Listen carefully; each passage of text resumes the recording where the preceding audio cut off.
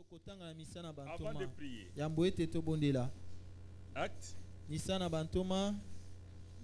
Chapitre 4. Vous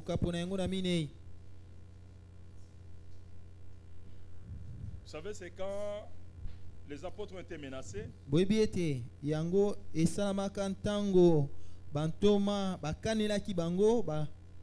À cause d'un miracle qui avait été accompli sur un homme. Et on leur interdisait de ne plus parler en ce nom-là. Alors au verset 8, Pierre prend la parole et dit, alors Pierre, rempli du Saint-Esprit, leur dit, chef du peuple et ancien d'Israël, puisque nous sommes interrogés aujourd'hui sur un bienfait accordé à un homme malade, afin que nous disions comment il a été guéri, sachez-le tous, et que tout le peuple d'Israël le sache. C'est par le nom de Jésus-Christ de Nazareth que vous avez crucifié et que Dieu a ressuscité des morts. C'est par lui que cet homme se présente en pleine santé devant vous. Ça ne peut être possible que quand on invoque le nom de celui qui était mort et qui est ressuscité, alors la puissance de la résurrection entre en action. Celui qui est malade est guéri. Et le boiteux s'est mis debout. Écoutez-moi le verset 11. Jésus est la pierre rejetée par vous qui bâtissez et qui est devenue la principale de l'angle. Verset 12. Je vais lire lentement avec ça. Il n'y a des saluts. Il n'y a de salut en aucun autre. Non, vous allez dire un grand amen avec ça. Car il n'y a sous le ciel aucun autre nom qui ait été donné parmi les hommes par lesquels nous devrions être sauvés. Quel est le nom du Seigneur Jésus-Christ? Lèvons nos mains et prions ensemble. Quel est ton propos ce matin? Sous le ciel, il n'y a pas un autre nom que le nom de Jésus-Christ. Crois en ce nom-là et tiens ce dont tu as besoin à cause de ce que lui a fait à la croix. Prions ensemble. Te disons merci notre Père Céleste pour ces moments bénis que tu nous offres encore ce matin. Amen. Amen. Vous mettre. Pour tes chants et tes dires, mon cœur désire être à toujours devant toi, mon Seigneur, mon divin roi. Pour tes chants et tes dires, mon cœur désire.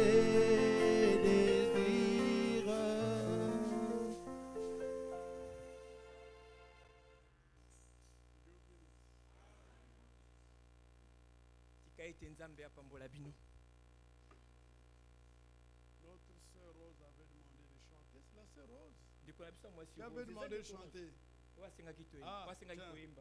Ah, toutes les deux. Alors. Bon. Vous pourrez chanter l'une de vous prédications. Une seule chanson pour vous deux. Ah, d'accord. Vous allez chanter après la prédication. Amen. Il y a un frère qui est venu d'Atlanta, le frère José. Joseph, est-ce qu'il est encore là? Est-ce qu'il est déjà apporté plus de clarté augmenter.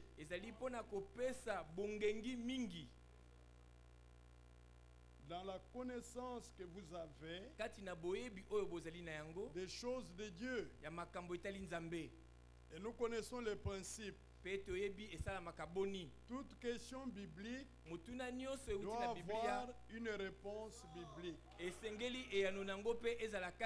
que le fondement de notre foi,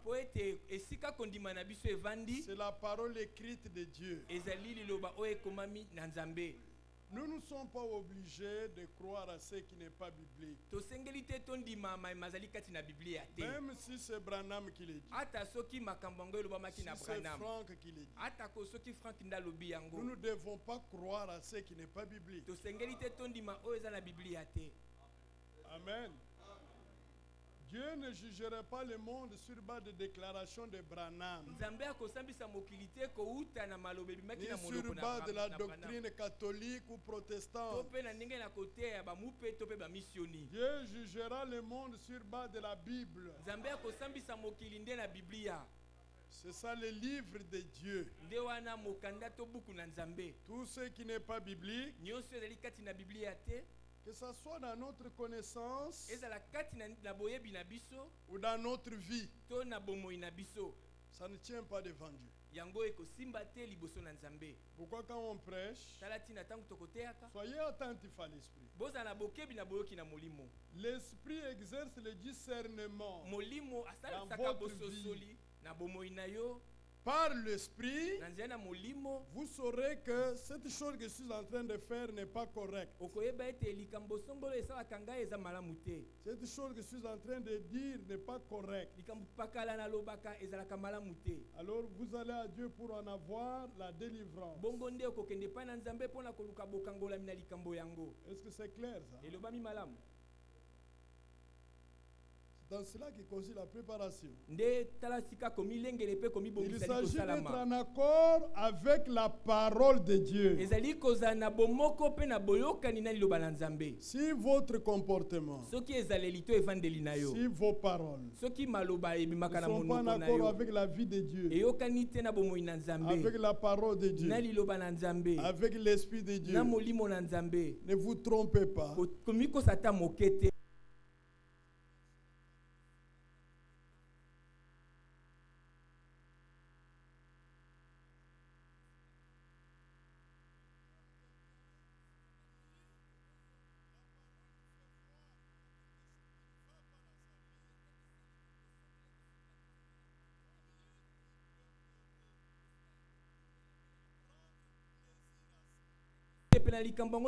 Mais vous sentez le repentir dans votre cœur.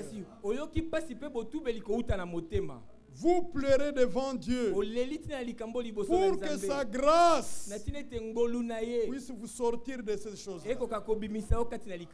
Nous avons suivi l'application de Frère Franck du mois d'avril. Il a pris Galates 5.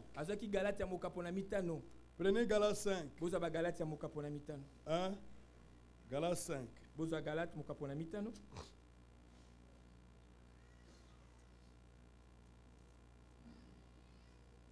Nous lisons à partir du verset 18.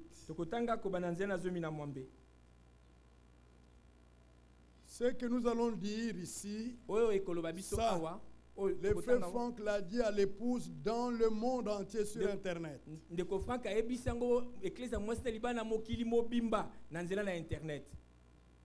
À partir de 18. Si vous êtes conduit par l'esprit, vous n'êtes point sous la loi. Or, les œuvres de la chair sont évidentes. Ce sont la débauche,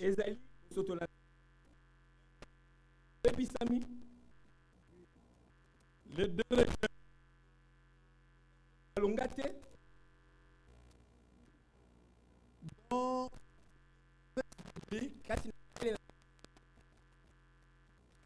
il y a deux termes. La débauche et l'impudicité. L'impudicité, ce sont des relations coupable avec les bêtes. Ezali bosangani ya mabe elongo na bibwele.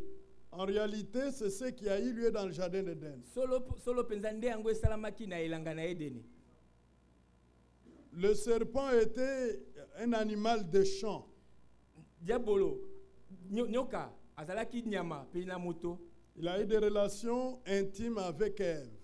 Asanganaki na nzoto na Eva. C'était impudicité. Ezalaki bosanganya mabe. Mais c'était aussi adultère par rapport par rapport à Adam. Ezalaki pe ekobo kotala likambo Eva salaki liboso na Adam. La débauche, c'est la prostitution. Bongo oba bengi débauche ezali kindumba. Vous prenez une femme qui n'est pas votre femme, vous allez avec elle, et vous trouvez que c'est correct. Ce n'est pas correct. Si vous prenez une femme d'autrui, une femme mariée, vous sortez avec elle, une femme mariée, vous commettez adultère avec elle. Même si elle est fiancée. Parce qu'il y a déjà un vœu. C'est un adultère. Est-ce que c'est clair ça? Mais la débauche ici, il s'agit de la prostitution. Cet homme ne vous a pas marié. Il n'a pas le droit à votre corps. Cette femme n'est pas votre femme. Vous n'avez pas droit à son corps. Les animaux. Je suivais à la télévision hier une émission. Un homme était en train de lire. Je n'ai pas vérifié ça. Il dit le sida. Je n'ai pas vérifié ça. Je ne sais pas qui a publié ça. Mais il disait que le sida est venu par une relation impudique. Dans ce qu'il disait là, c'est que c'est les bonobos. Les bonobos. Bonobo, c'est un singe tout particulier qui est plus près de l'homme. Cette espèce de sein de chimpanzé se trouve uniquement au Congo-Kinshasa. C'est comme l'okapi.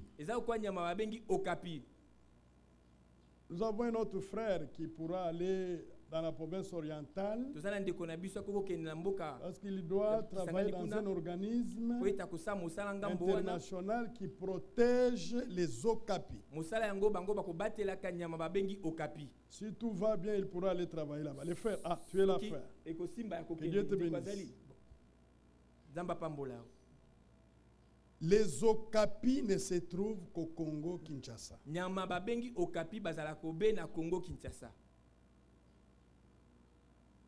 C'est comme les bonobos. Il est tellement intelligent que leurs femelles ont le cycle féminin de l'homme, de la femme.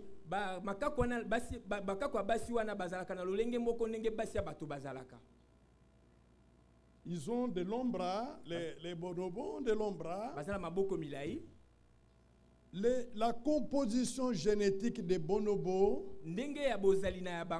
c'est plus près de l'homme à 98%, quelque chose comme ça. J'avais un petit pamphlet que le frère Godin m'a amené hier, parce qu'il était à Kimwenza. On a écrit ça, je ne l'ai pas sur place. Vous pouvez aller.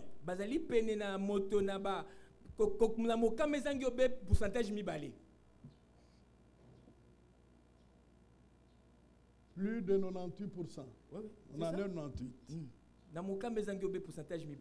Alors, ce journaliste disait, il était en train de lire. Le sida est venu par une relation entre un bonobo avec une femme naturelle.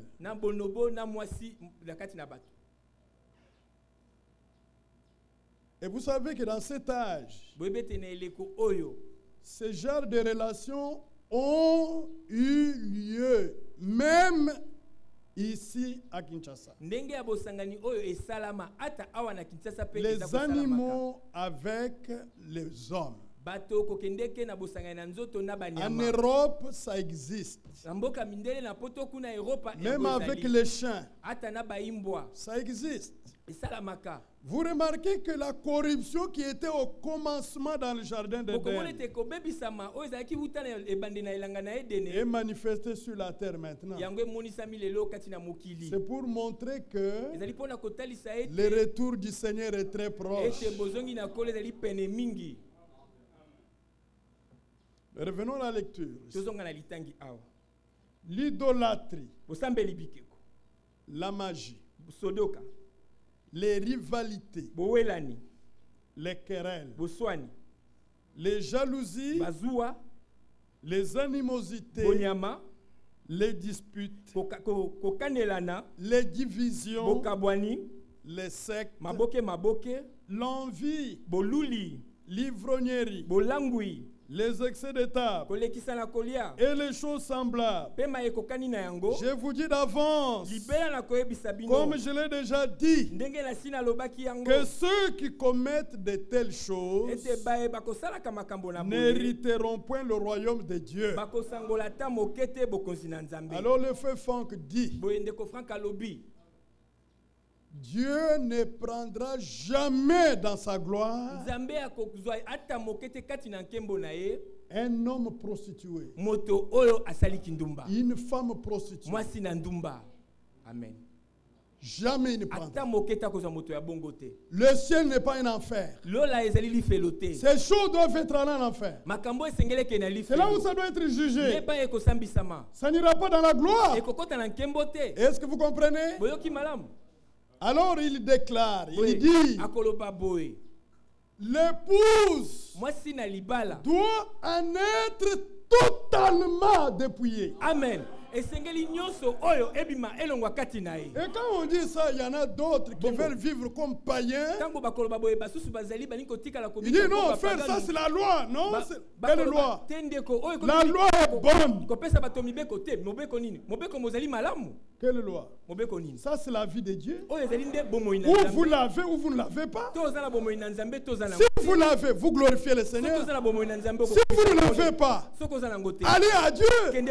Placez votre vie sur l'autel du sacrifice de Dieu par la foi pour que Dieu puisse vous en délivrer.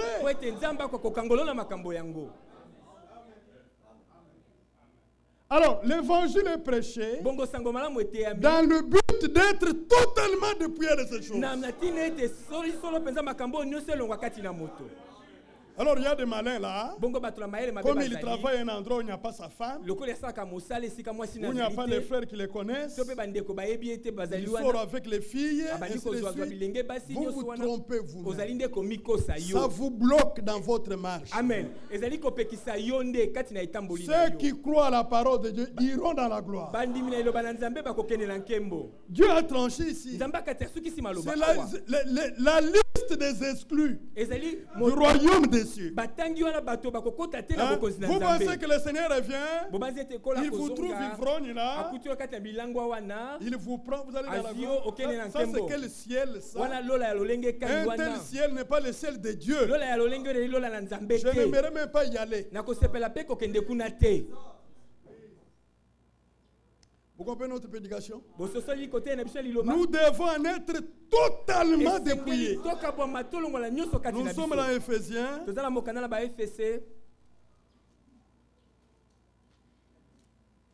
Oui, c'est ça. Éphésiens chapitre 4. À partir du verset 17.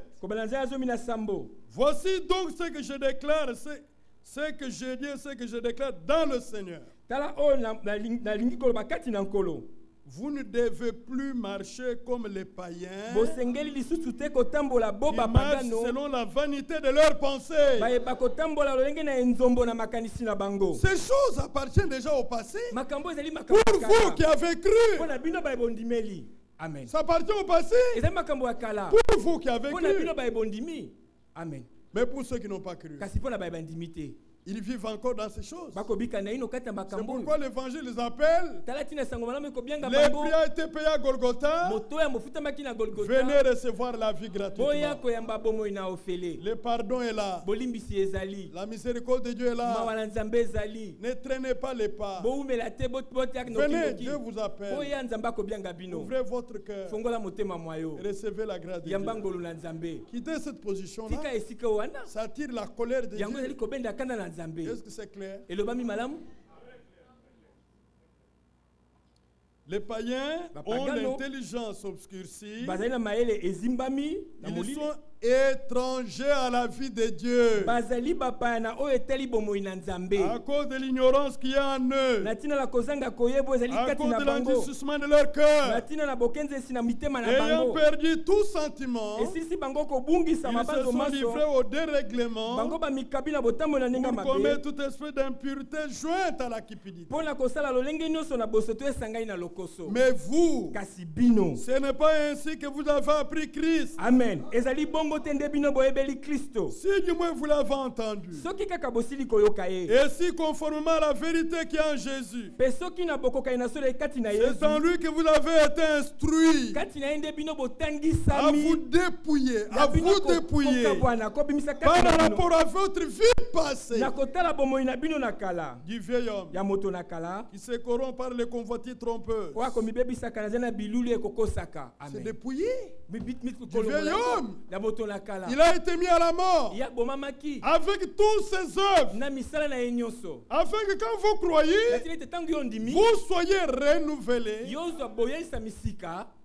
et que vous marchez à nouveauté de vie. Que le nom du Seigneur soit loué. Et alors, c'est de ça qu'il s'agit. Quand on prête l'évangile, soyez attentifs. L'esprit parle. Ils vous donnent le discernement. Vous verrez si vous êtes attentifs. Que non. Ce que j'ai fait ici n'est pas la parole de Dieu. Alors vous vous tournez vers le Seigneur. Vous croyez à Golgotha. Et vous expérimentez la délivrance. C'est clair. Voilà. L'évangile là est très clair. Il est très clair. C'est ça notre évangile. C'est l'évangile du royaume. Nous croyons à cela et nous allons de là. Il n'y a rien que vous pouvez faire pour être délivré de votre vie souillée. Rien du tout. Jésus a tout fait. Vous devez croire et recevoir. Et vous serez bénis de Dieu. Que le Seigneur soit loué. Bon, mais maintenant, on m'appelle d'un pays d'Europe. Frère, ici, ça ne va pas. Au nom de la grâce, il y a deux frères, des sœurs qui s'habillent d'une manière bizarre. Quand on prêche la vérité, ils disent, vous nous ramenez dans la loi, et priez seulement pour nous. Non, comment prier seulement pour vous? On doit d'abord vous dire la volonté de Dieu. Et sur base de la volonté de Dieu, nous prions pour que Dieu agisse. La grâce n'est pas venue seule. La grâce est venue avec la vérité. La vérité, c'est la volonté de Dieu. Ça doit vous être annoncé. Et quand vous voyez que vous manquez, vous vous tournez vers lui, vous réclamez cela. Amen. Amen. Gloire à Dieu. Bon, mais d'ailleurs, parmi mon peuple, il y a des méchants. D'une part, il y a l'épouse qui prend au sérieux ce que nous disons. D'autre part, il y a des infidèles. Ils sont là, baptisés au nom du Seigneur, n'ayant pas fait l'expérience du salut. Ils prennent plaisir dans la vie de méchanceté. Qu'est-ce que nous pouvons faire? Si vous n'avez pas été prédestiné à recevoir la vie de Dieu, ce n'est pas moi qui vous le donnerai. Non. Ça, c'est l'affaire de Dieu. C'est pourquoi je disais, je l'ai dit ici, je le répète, j'ai vu un documentaire, comment l'enfant, la conception s'est faite. C'est merveilleux. Comme la Bible le dit là, c'est une masse informe. Ça va se poser dans le corps de la femme. Mais chaque jour qui passe, il y a quelque chose qui change. Et ça tend vers l'image d'un homme. Vous me suivez? C'est merveilleux, j'ai vu ça. Les scientifiques ont placé les caméras dans le corps de la femme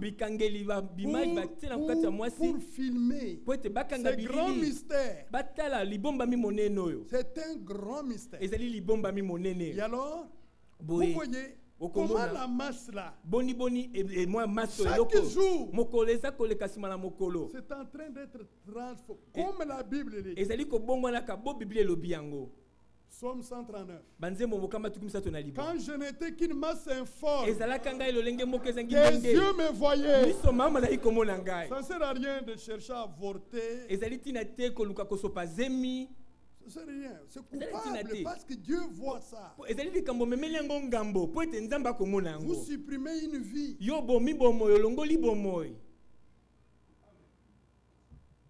Mais chaque jour qui passe, la masse là est en train d'être transformée pour tendre vers l'image d'un homme. C'est comme la terre au commencement. C'était informe, ça n'avait pas de forme. Mais lorsque Dieu a parlé, la parole qui était sortie de la bouche de Dieu avait la puissance de transformation. Et la terre a commencé à prendre une forme. Chaque jour qui passe, il est en train d'être transformé pour prendre la forme d'un autre être humain. C'est la même chose. Vous venez là, païen, vous recevez la parole de Dieu. Quand il n'y a pas encore la forme de Christ, mais ce que vous avez reçu dans la foi là, chaque jour qui passe, la parole est prêchée. Vous êtes en communion avec Dieu. Vous prenez de plus en plus l'image de Christ. Amen. Naturellement, il y a des choses que vous ne devriez plus faire parce que vous avez déjà fait une marche. Amen. Et vous avez été taillé à l'image de Jésus-Christ jusqu'à ce que vous atteigniez la stature parfaite. Amen.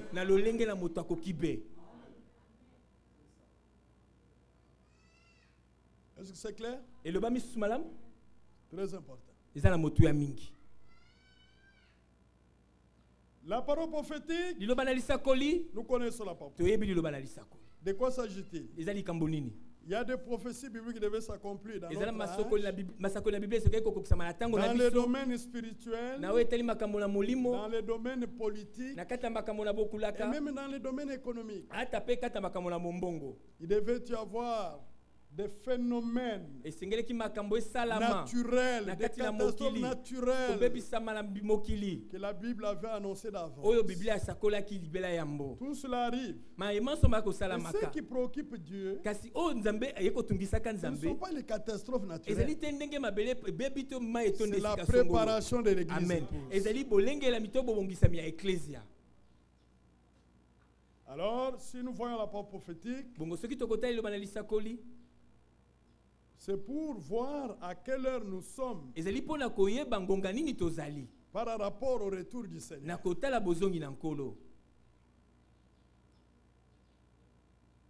Et vous savez, le problème d'Israël, le président Obama qui annonce son plan, il faut que les Palestiniens puissent avoir leur État à la frontière de 1967. Parce qu'en 1965, il y a eu la guerre de 6 jours. Israël a gagné Jérusalem. Que maintenant, Israël rend Jérusalem Est. Là où l'histoire du salut doit se faire. Là où le temple de Jérusalem doit être bâti. Là où le Seigneur doit se révéler aux 144 000. Là où l'Antichrist entrera dans le 3e temple de Jérusalem. Et le Seigneur y entrera aussi. Ce ne serait pas possible. Le Premier ministre israélien a dit non. On ne peut pas faire ça. Ça ne tient pas. Ça ne prend pas en compte l'évolution démographique de notre peuple. Parce qu'il y a eu beaucoup de gens. Il y a eu beaucoup de gens. On a fait des colonies. On a pris les terres qu'ils ont gagnées en 67. Ils ont construit des colonies. Ils ont logé leurs frères. Qu'on puisse construire pour donner aux Juifs, aux Palestiniens. Et entre-temps, les Palestiniens s'entendent pour demander la reconnaissance de l'ONU au mois de septembre. Il y a déjà des pays qui sont favorables à ça. Qu'en Amérique du Sud, il y a des pays qui ont déjà reconnu l'État palestinien indépendant.